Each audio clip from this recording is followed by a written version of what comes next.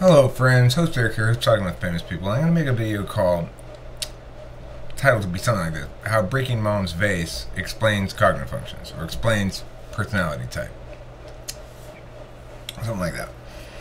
And I got a concept here I'm going to execute and go through in a second, but before I do that, let me just also say that this place where I am here, appear.in/TwFP2, is open 24/7. The guest, I think, is probably the bot. And sometimes it's a bot in here, sometimes it's in TwFP1, and the bot automatically records everything and uploads it to the raw channel, not to this main channel where this video will be published. So if that is the bot, then this is being recorded twice. It's being recorded for the auto record and upload thing, and then I'm additionally recording it locally here using OBS,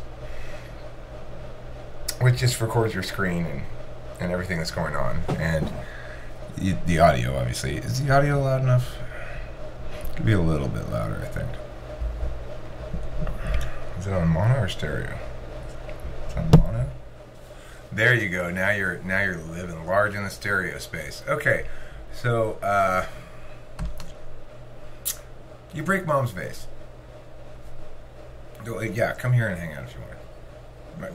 It's cool because even if nobody's here, you can do whatever shit, like remind myself later, blah blah blah blah, and you go home later, you can check the raw channel, and there you are saying that those reminders to yourself. You can use it for lots of different purposes. Sometimes I practice guitar on here, just liking the fact that even though probably nobody will ever watch it, it's there, accessible, those moments of my life, you know. So you break mom's vase, and first thing you think is, that's broken. That's broken beyond repair. I cannot fix that. It's nobody can. It's unfixable. Let's say shattered into a million pieces, you know. So the first thing you say is, that's unfixable. NI. Introverted intuition. You're aware of the fundamental truth of a status of something, basically. And it might be hard to explain exactly why it's really literally unfixable. Because if the guy who drops the vase, your friend, Eric, is there, and he goes, well, I mean, it's not completely unfixable, right? I mean, what if I were to come up with some sort of mold thing that had, you know, it was exactly the same as the original thing, and then we could sort of spin all the pieces and figure out a way that they just by spinning them, they go where they're supposed to go, and then pour glue on that's NE, basically raw form NE. It's not NETE because it's this terrible fucking idea. It's not NE, it's NETI because it says, well, you said unfixable, but it's not really unfixable. Alright, so mom from the other room has heard the vase shatter in a million pieces, and she says, you didn't break my vase. You did not break it. That's FI. She loves the vase, so she's going to be in denial and just ignore the contradictions and just say, you didn't break it. She comes in the room. I'm sorry. Then you go, well, that's FE basically. You're trying to manage her perceptions, and so you say, I didn't break it. It broke on its own. What happened was, the handle, it fell down and I broke it. Yeah. Again, FE leading eventually to NI. There's no way around this. Oh shit, I did break it. Mom goes,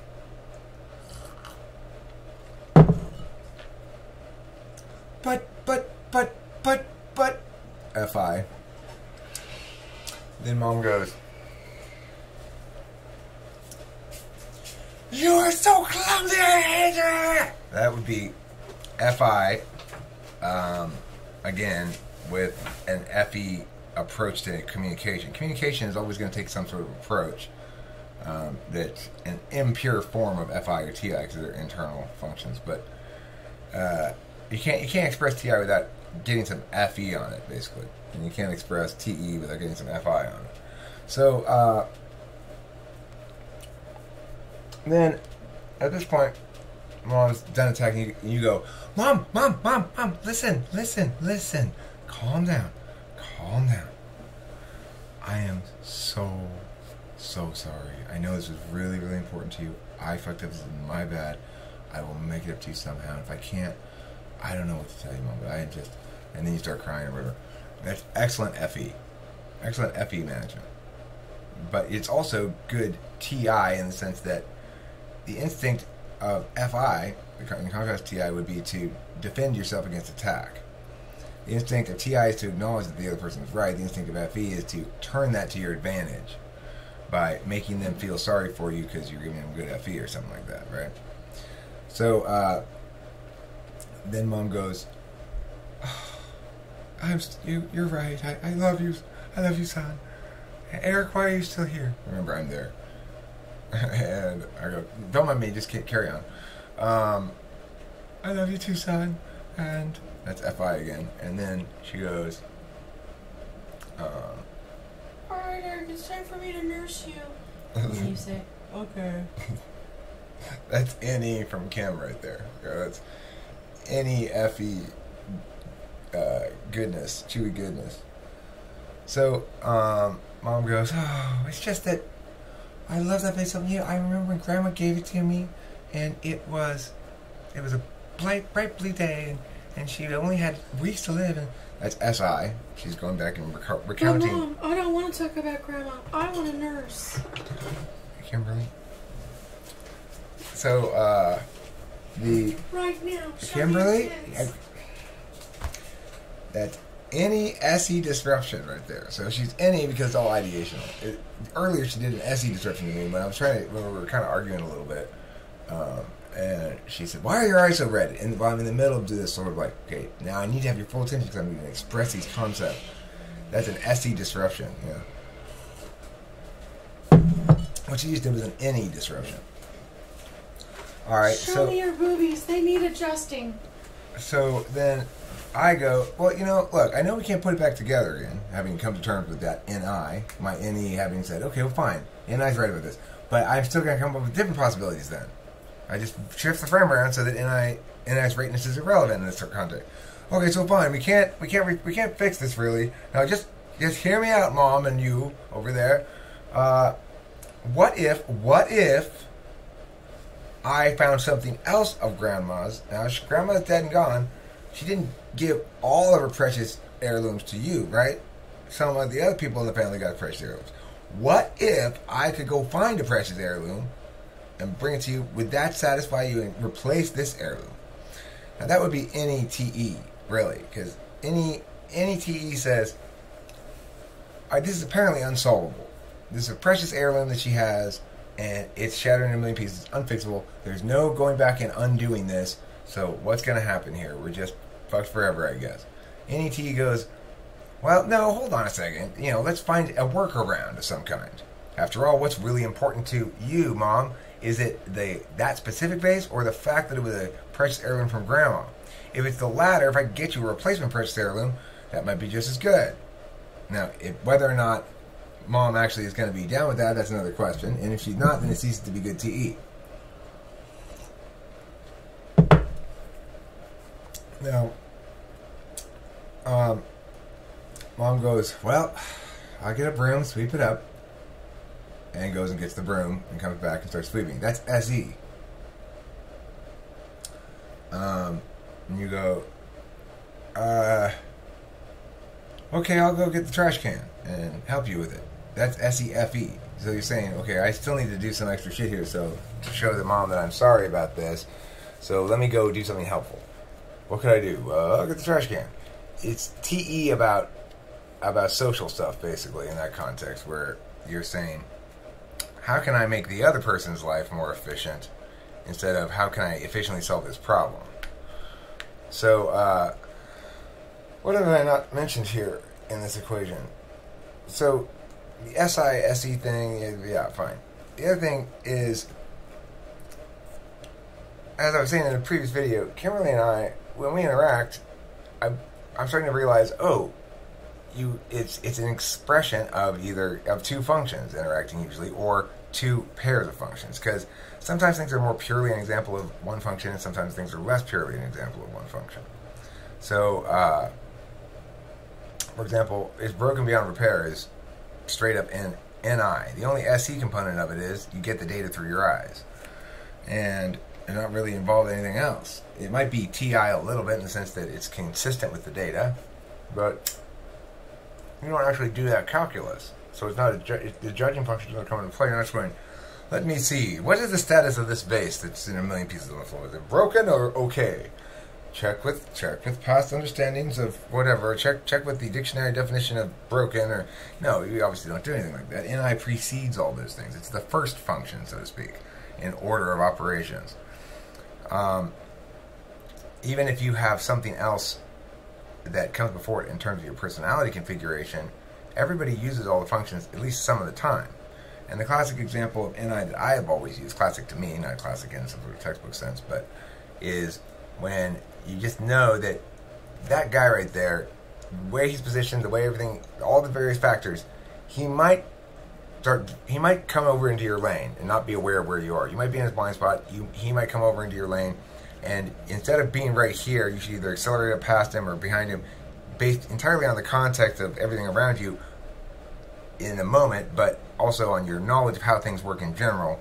And you go, without being able to explain why you know it, you go, without even beginning to think about justifying why you know it, you go, I need to get over there. And then after you move and do the thing, if you wanted to, you go back and explain to yourself what all the cues were that contributed to that, but you never quite get the whole thing because NI is holistic and coalesces down into, it doesn't parse out like TI conclusions do. The other thing I wanted to say about SE and NE and stuff like that is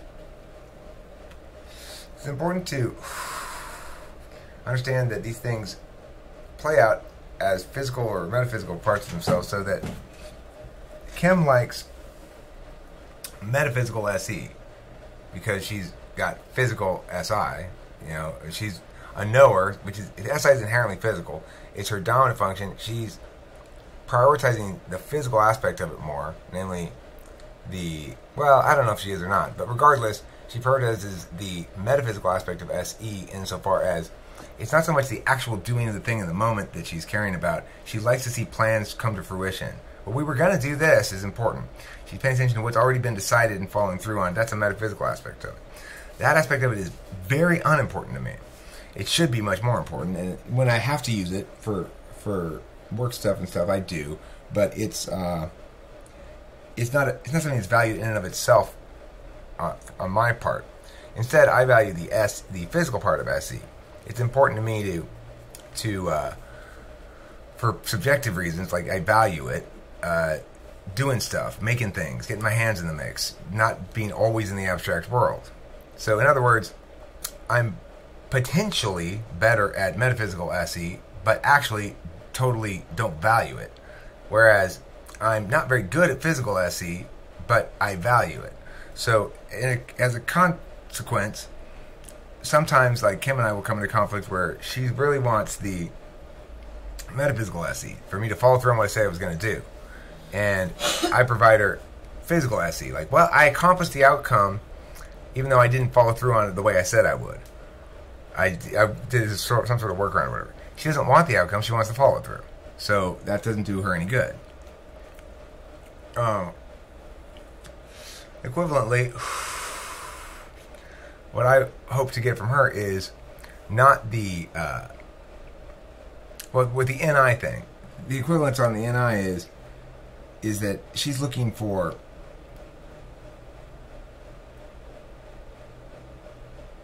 I guess I'm looking for the physical aspect of NI. So I'm looking for when to do things. Like, you know, it links to when. It's like, okay, that's true and stuff, but do this now. Because here's truth. That's what I'm looking for, is the thing that says, move out of the way so the car doesn't come over. Right now. Or, not yet, now. That's the kind of NI I am most happy with, or I value the most. The kind I'm potentially the best at is the truth hammering element of it. I find that a little, well, it's complicated. As an NE Dom, it's very complicated for me, NI. It's least complicated in music, where it's most physical.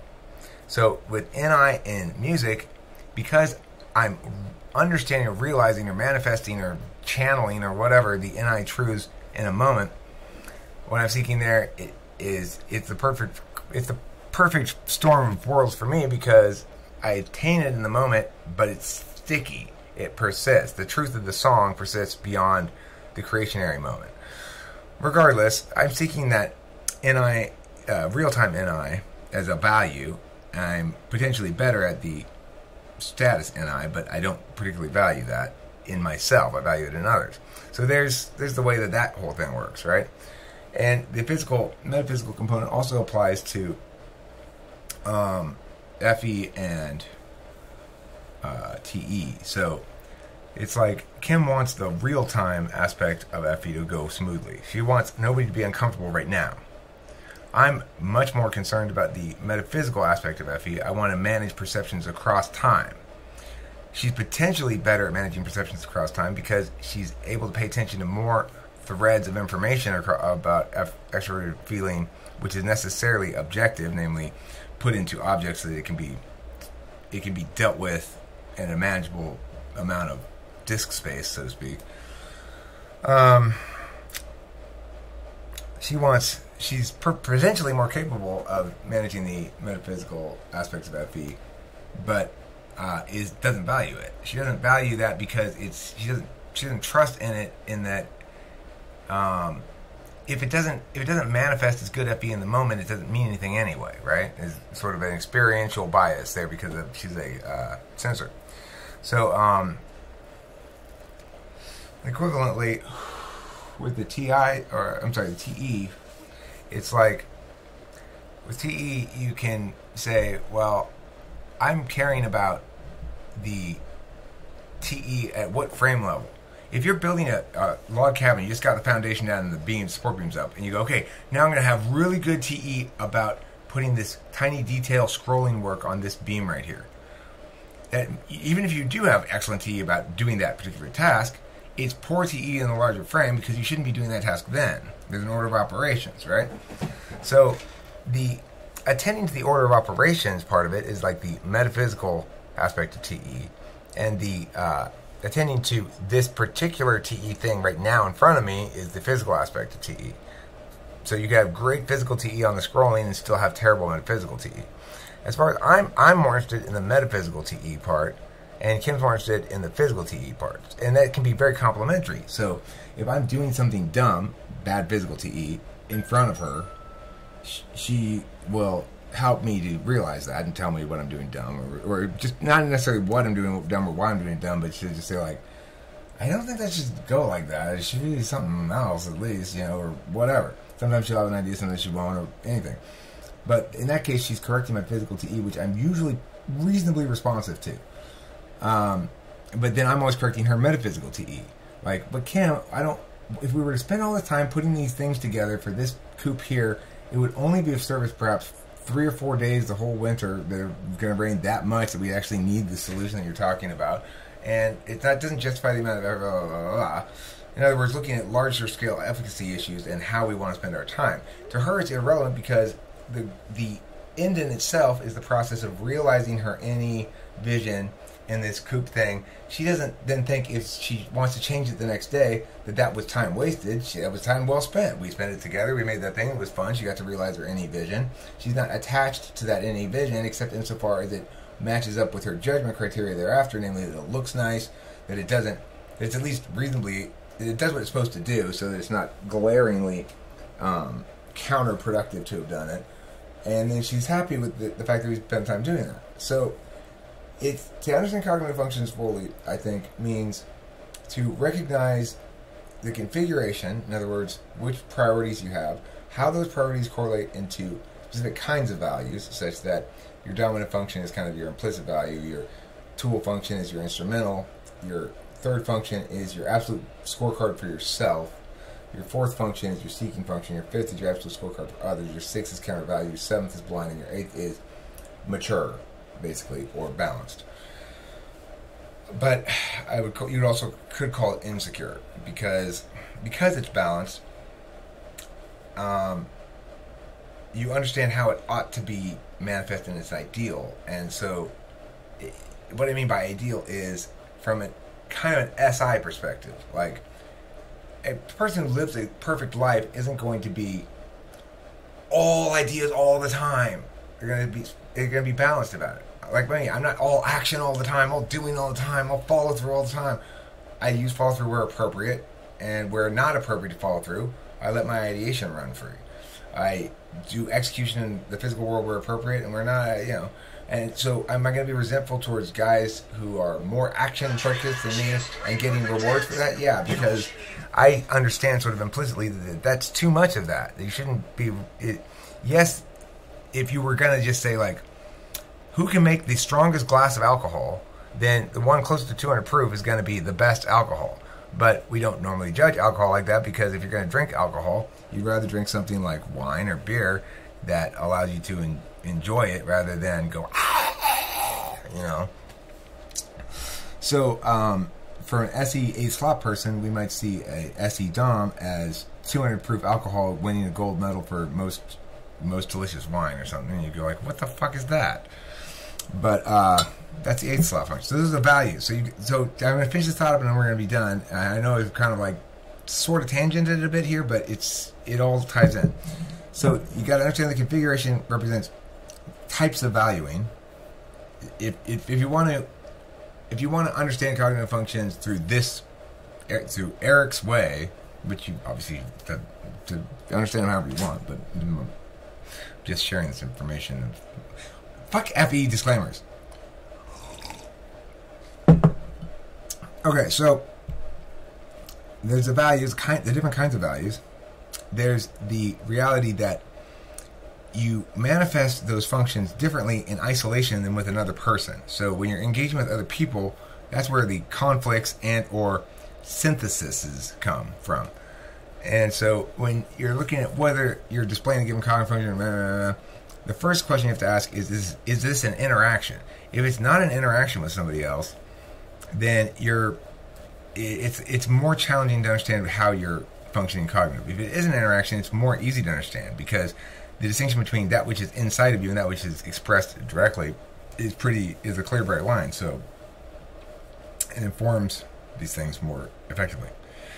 And then the third thing to be understood is the metaphysical physical aspect quality of functions, that any manifests in the physical world as, if you're in any seeker like Kim, that she has the ideas, they're extroverted intuition, which means she sees something around and she goes, what would be cool if I moved that thing over there? So she's still using SE to get the anchor, but then just uses that as an anchor and does the ideation outside of the physical world, and then she wants to put it back into the physical world with by executing it.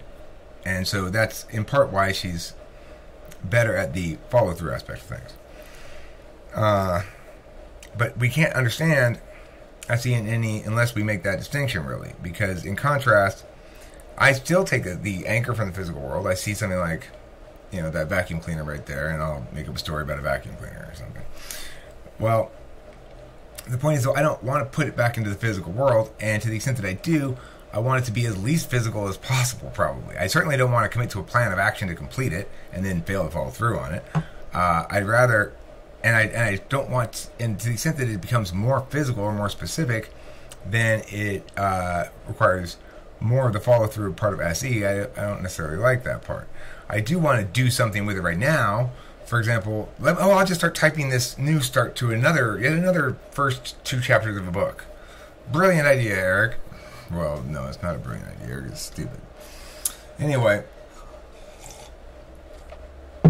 so the aspects, the value matrices, and the question of whether the attentional being that you are currently manifesting is being manifested in isolation or in communicative engagement with others. Because how you interpret those things, it's easier to read cognitive functions when there's clash and or agreement between people, because they provide reasons why, or displays of things that indicate like, oh, that's, you're having an FE objection, so I'm critiquing what you're saying on the TI grounds, so our legitimizing metrics don't align, so of course we're not going to agree until we get common denominators here. Anyway, that's the thought, that's the video, that's the bag of poo I've put on your doorstep today and lit upon fire. If you want to stomp it out, be my guest. Thanks for watching.